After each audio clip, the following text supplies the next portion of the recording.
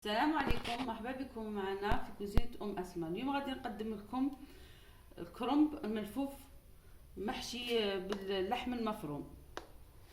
عندنا هنايا كرنب فورتو بشويه ملح. عندنا هنايا فيون داشي اللحم مفروم قليته بشويه بصل وثوم فلفل اسود قرفه ملح. وهنايا عندنا فرماج غطي جبن مبشور. هنا صينية الفايركس. ونبدأ على بركة الله. بسم الله.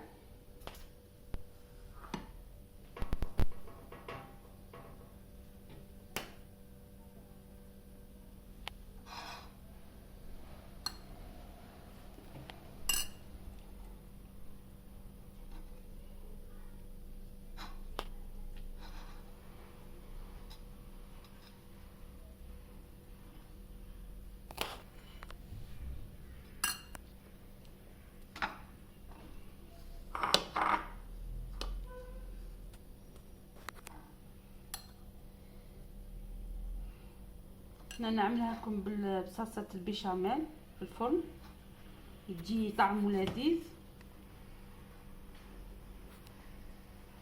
نوعو كان يديروه بالمرقة. انا ديتها لكم باللاصوص بيشاميل.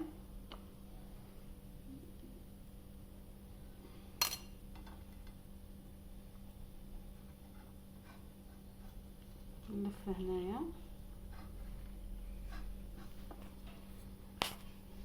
نعطيكم استيس.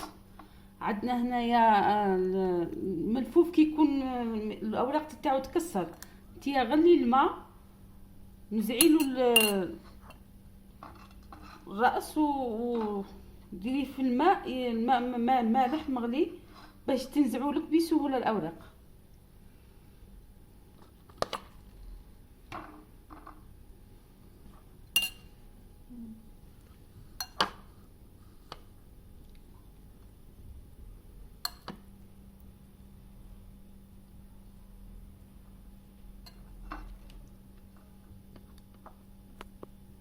هنا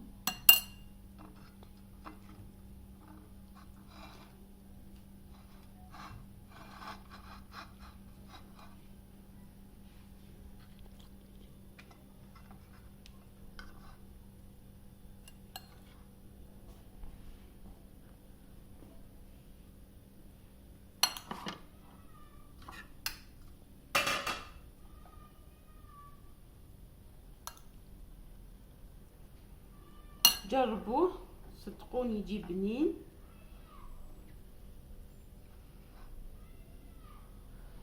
انا هنا كنت عملت صلصه بيشاميل او تعملوها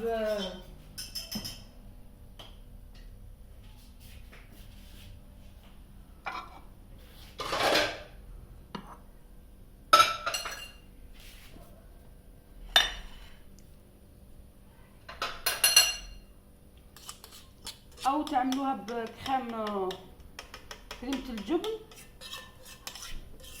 المره القادمه نعمل لكم فيديو فيه كريمه الجبن.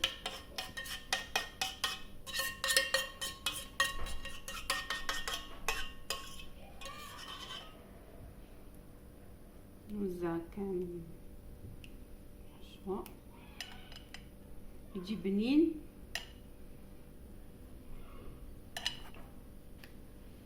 نوع شويه عن المعتاد، كاين يحبوه بالمرقه الحمص والدجاج.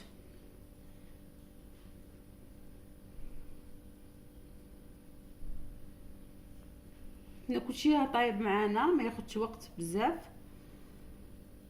هنايا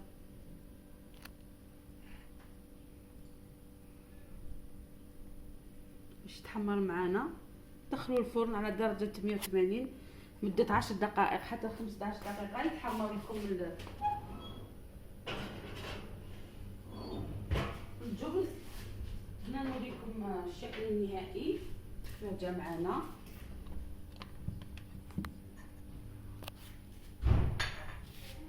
ان شاء الله تجربوه يعجبكم.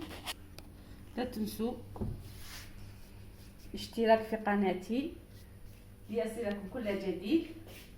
ان شاء الله تجربوه ويعجبكم، بالصحة والهنا.